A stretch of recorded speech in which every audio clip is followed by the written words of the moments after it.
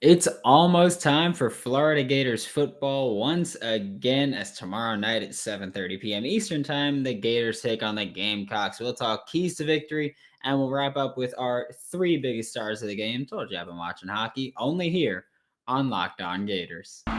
You are Locked On Gators, your daily podcast on the Florida Gators.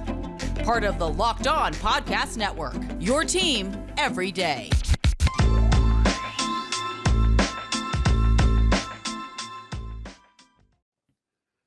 Hello and welcome to another episode of Locked On Gators, part of the Locked On Podcast Network, your team every day. Thanks for making Locked On Gators your first listen of the day. We are available daily and free wherever you listen to podcasts. This episode of Locked On Gators is brought to you by McDonald's, proudly serving communities since 1965.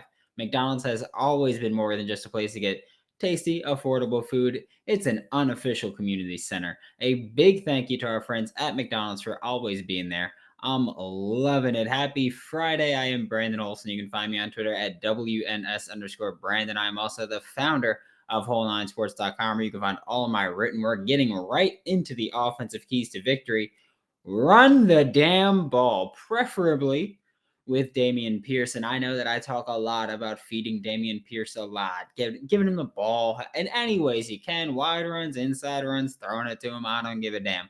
That is not a knock on any of our other running backs. Not Malik Davis, not Naquan Wright, not Lorenzo Lingard, nobody. Not DeMarcus Bowman. I don't care who it is. Hell, bring Iverson Clement back. I don't care. It's not a knock on any of them.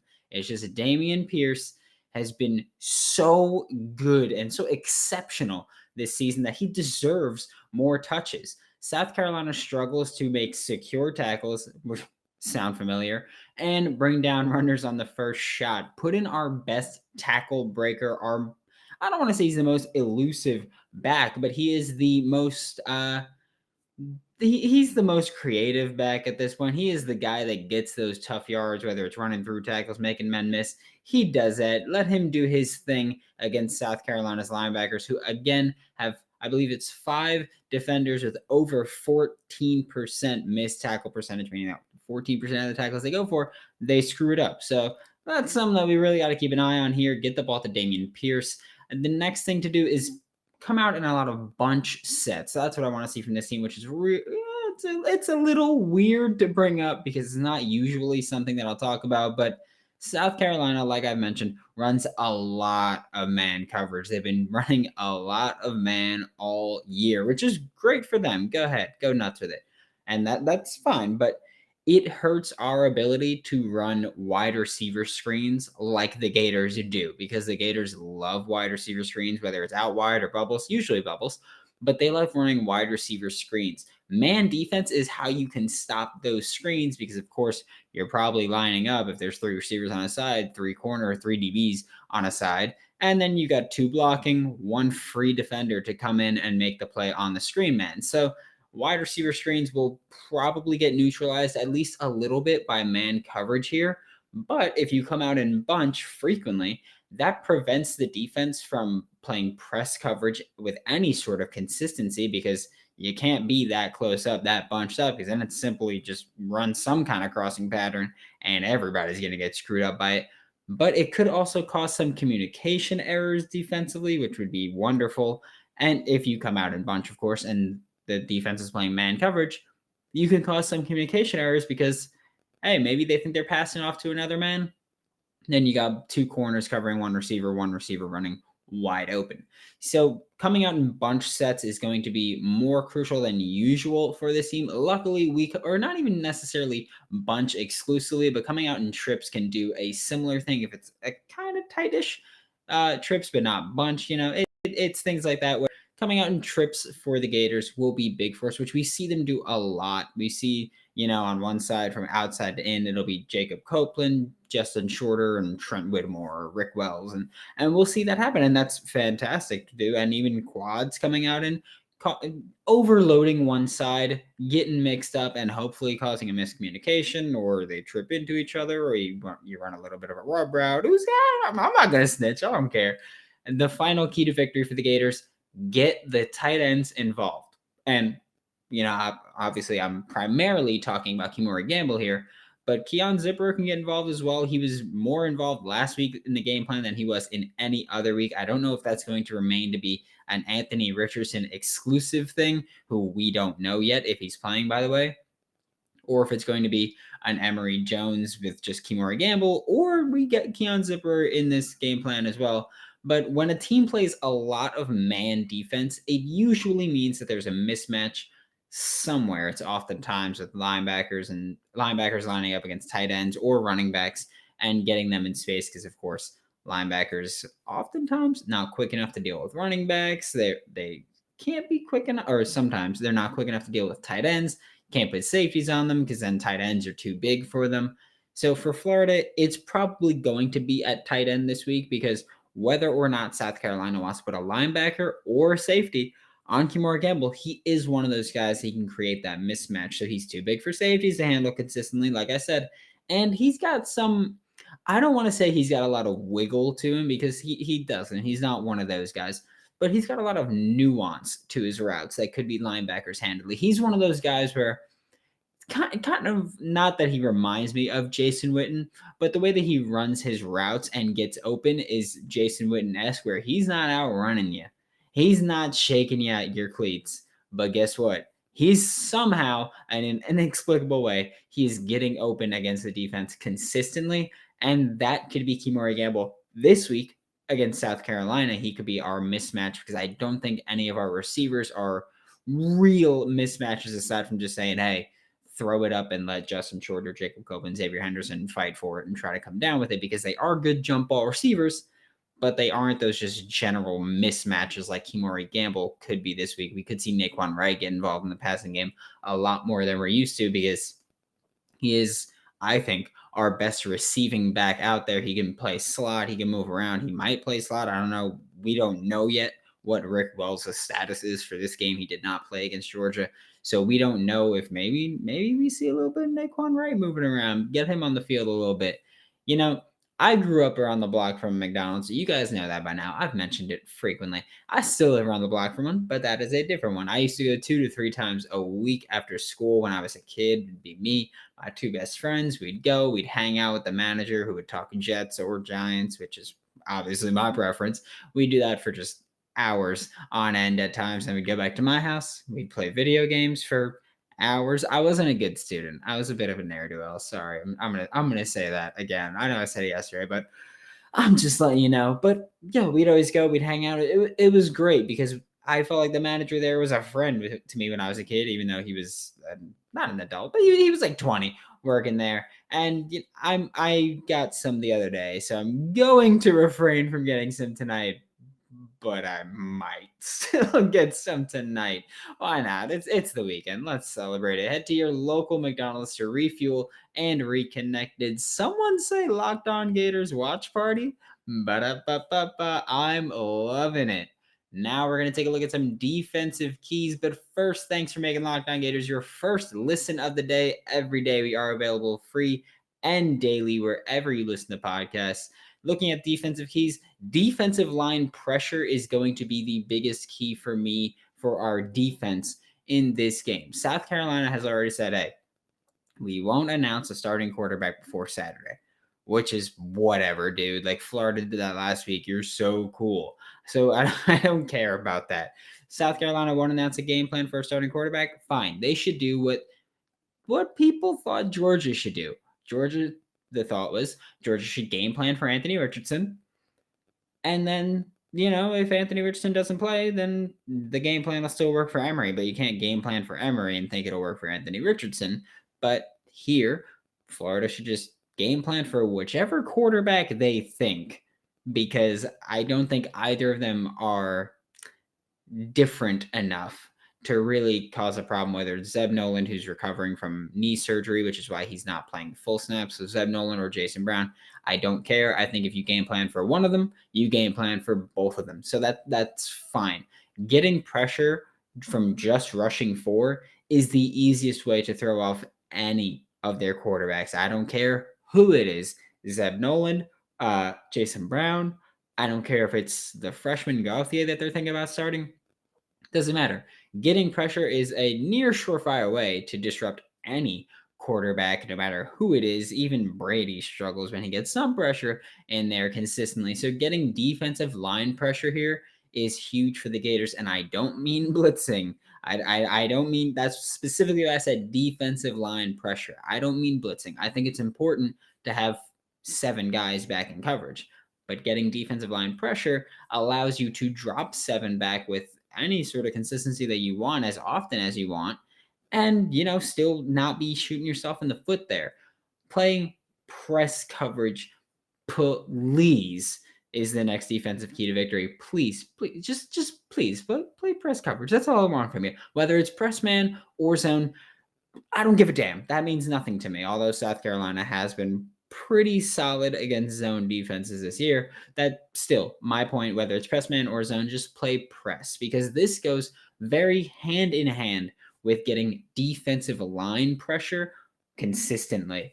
Because if you play press coverage, you can, slow receivers' routes down a little bit, meaning that the quarterback needs to hold onto the ball just a little longer. And when you got a defensive line as strong as ours, just a little longer goes a long way for our defensive line to get pressure, force whichever quarterback out of the pocket, make him run, make him try to make a play. And if you've got 7 in coverage, probably going to be zone at this point, then hey, why not just let them get out into space, and then whoever's in the flat zone can come up and make the play on the quarterback. So playing press coverage here, that gives you a lot because it makes the quarterback be patient. And if you make the quarterback be patient and wait for things to happen, your defensive line can make plays, especially when you've got such a strong defensive line like the Gators do. And I've mentioned it incessantly. I'm going to mention it in the third segment too. Gators have a very strong defensive line.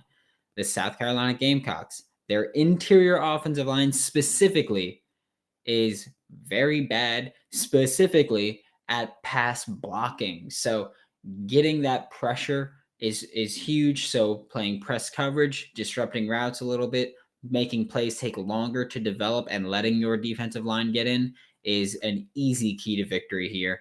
And the final key to victory is wrap a mother father up, please. Just I said it yesterday, you take your arms and you go like that and you wrap them up and you make the tackle, because I get it. I get it. Trust me, I talk about missed tackles a lot.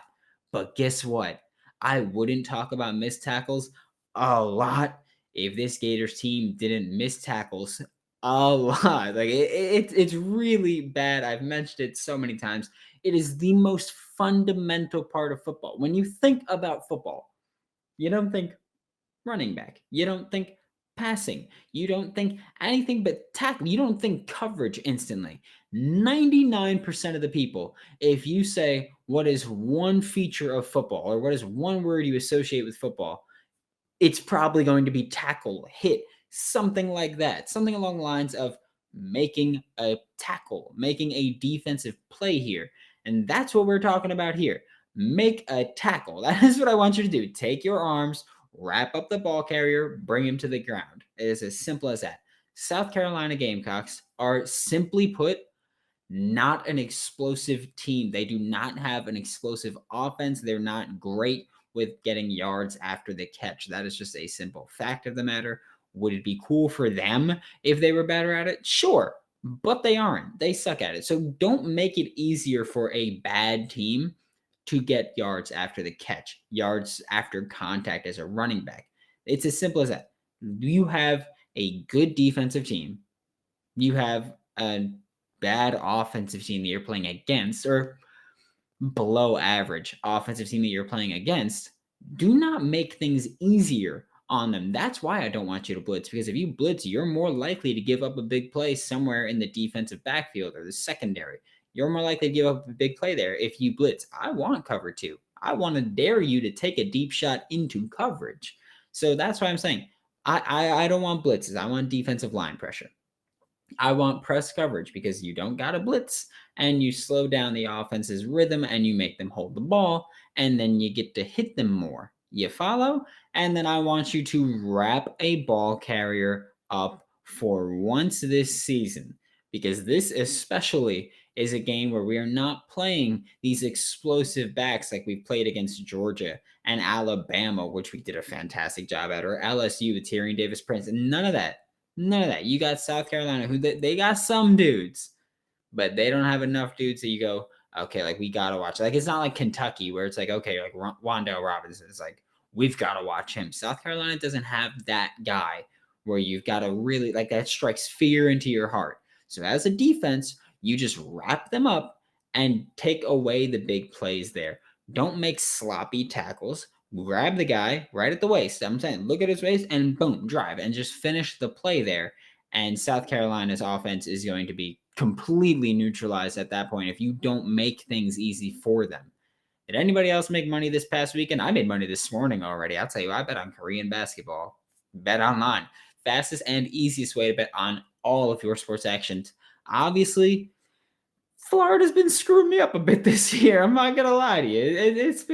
It's had me down bad. But Bet Online covers award shows, TV shows, and reality TV with real-time updated odds and props on almost anything you can imagine. It is the best way to place your bets, and it's 100% free to sign up. But I do mean props on almost anything. You can bet on who's going to be the top hitter for a cricket team. I'm sorry if that's the wrong terminology, but that's what I've been seeing a lot on the odds boosters. Head to the website or use your mobile device to sign up today and receive your 50% welcome bonus on your first deposit. Bet online, your online sportsbook experts. Make sure to use promo code Locked On. That is LOCKED, no space. Oh, and I don't know about you guys, but I am constantly watching sports now. Like I'm watching football, and we've got football every day through Thanksgiving. I'm watching basketball. I'm watching, well, not baseball anymore. I'm starting to watch hockey. I was watching European soccer yesterday. I've got plans to watch EuroLeague basketball today. So I'm constantly snacking. Built Bar is the choice is the snack that I'm choosing. Sorry. Built Bar is the best protein bar on the market. If you're trying to eat clean, but you've got a sweet tooth like this guy over here, that is no longer a problem. Built Bar is your low calorie, low sugar, high protein, and most importantly, high fiber solution. You can even enjoy Built Bar if you're keto. Remember to use promo code LOCKED15 to get 15% off of your next order. That is locked, LOCKED 15 to get 15% off of your next order at BuiltBar.com. Now we're going to take a look at some 3 stars. I don't know why I said some.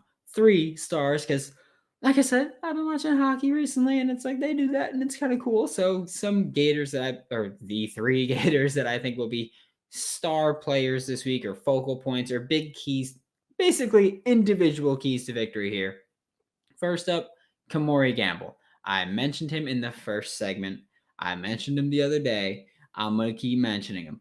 I think against this South Carolina defense, Kamori Gamble is going to be the guy that gives us that mismatch better than any receivers will give us, better than any running backs besides Naquan Wright will give us. But I also don't trust this Gators coaching staff to put Naquan Wright in the position to succeed because, well, they haven't done that with any of our running backs this year, really. So why would they start now? I'm not going to trust them. So I'm going to say Kamori Gamble is our guy. Could be Keon Zipperer, but I don't know why he'd be playing over Kamori Gamble because that just doesn't make sense. And assuming that Emory Jones is the quarterback, Emory and Kamori have shown that they've got pretty good chemistry together. They've just shown that. You know, Kamori Gamble, he's also been heating up recently, and Kamori Gamble's made some highlight plays. He's been in highlight plays. Lead blocking for the split zone read, baby, which if Emory's the quarterback, I would expect to see at least a bit of, especially with, you know, Emory's, that's how Emory's had his biggest runs this year, through that split zone read with Kamori Gamble as his lead blocker. So I would not put it past this team if Kamori Gamble's in there and if Emory Jones is in there to run split zone read quite a bit because it works. It's not as effective as counter trap is against the Florida Gators, but it works for sure. The next star, Gervon Dexter, and I definitely think that Antonio Valentino and Daquan Newkirk will both be impact players in tomorrow's game. I think they're both going to have huge impacts. However, I think Gervon Dexter is the bigger impact D lineman here, because I mentioned it Wednesday. I mentioned it yesterday. I mentioned it last segment that the Gamecocks, the South Carolina Gamecocks, have a very, very bad interior offensive line. And I mentioned that we need to get defensive line pressure. So if we need to get defensive line pressure, and South Carolina has a bad interior offensive line, shouldn't our best interior pass rusher this season be a star or an impact player for this game? And that's Javon Dexter. Antonio Valentino, Daquan Newkirk, great players. I love them. But Javon Dexter has been causing havoc against everybody as an interior pass rusher. And I don't think that would change at all considering the matchup. He looks like he's gonna have a monster game. If you look at the trajectory that he's been going at, and how inconsistent, and not even inconsistent, just how bad the South Carolina interior offensive line has been, no matter who Javon Dexter lines up against, no matter whether he's the 0, 1, 2, I don't care, 3, I don't care. No matter where he lines up and no matter who he's matched up against, I don't see a way in which Javon Dexter doesn't have a big game this week. And I'm not saying stat wise, but I'm saying pressures. He's going to get in the backfield. He's going to impact the game in more ways than one, because I get that I've been talking about his pass rush, but as a run defender, he's going to get there too, because he doesn't know what play is coming. He's just saying, I'm going to get in the backfield, and he's going to do it because he's that damn good. And the final star, I mentioned it Wednesday, and I mentioned it yesterday, and I'm going to mention it right now. And I think I mentioned it earlier today too. Jeremiah Moon is my third star. And I said it. The Gamecocks keep tight end Nick Muse in to pass block a lot. I believe it's 24.4% of all passing plays that Nick Muse is on the field for. He is an additional blocker, which makes sense because this South Carolina offensive line, I realize I've been talking a lot about their interior offensive line, but their tackles as well have really struggled pass blocking this year. So keep Nick Muse in, and you have 6 pass blockers. Of course, that makes it a lot harder to get open men, but it is what it is. I think the best way to handle Nick Muse being used, love that one. Nick Muse being used as an additional pass blocker is to just say, okay, Nick Muse is on the right side, he's on the left side, Jeremiah Moon is on that same side as him. I mentioned Jeremiah Moon he's an interior linebacker now, he's an inside linebacker, but prior to that, he was an edge rusher. So if you've got Nick Muse pass blocking, put Jeremiah Moon there and either say, look, you can pass rush at that point if Nick Muse is pass blocking, and you can try to get into the backfield and make a play. Or you can drop into coverage and be a free defender at that point and, make a play. Go Rover. I don't care at that. Or you can give him an assigned zone and say, hey, if he's pass blocking and you don't want to rush, then go to the flat or go to wherever you want to go. Play the seams. I don't care. But Jeremiah Moon should have a big impact on this game, assuming that he gets used in this role or some kind of variation of this role of saying, hey, or whoever the linebacker is that will be lined up against Nick Muse is going to be an impact player. I think it should be Jeremiah Moon. I don't think Tyron Hopper is as good a pass rusher. I don't think any other linebacker is as good a pass rusher as Jeremiah Moon is. And he also gives you some good versatility as a pass rusher, run defender, and in coverage. In coverage, he's not great. But guess what? We don't have a linebacker that's good in coverage. So I don't care if Jeremiah Moon's the guy there. Thanks for making Locked On Gators your first listen of the day every day. Don't miss out on Monday's episode where we will have a full game review. And don't forget that tomorrow, immediately following the game, I will have a Locked On Now minute reaction to it. Now make your second listen Locked On SEC. Get all of your daily SEC news in less than 30 minutes with SEC expert Chris Gordy of Sports 790. It is free and available on all platforms. For Locked On Gators, I am Brandon Olson. Don't forget to follow me on Twitter at WNS_Brandon. I am also the founder of WholeNineSports.com, where you can find all of my written work. That is WHOLENINE Sports. Be sure to check out my pin tweet and let Locked On know why Gator Nation is the best fan base in all of college football. And I will see you all tomorrow for a minute and then Monday for a full episode.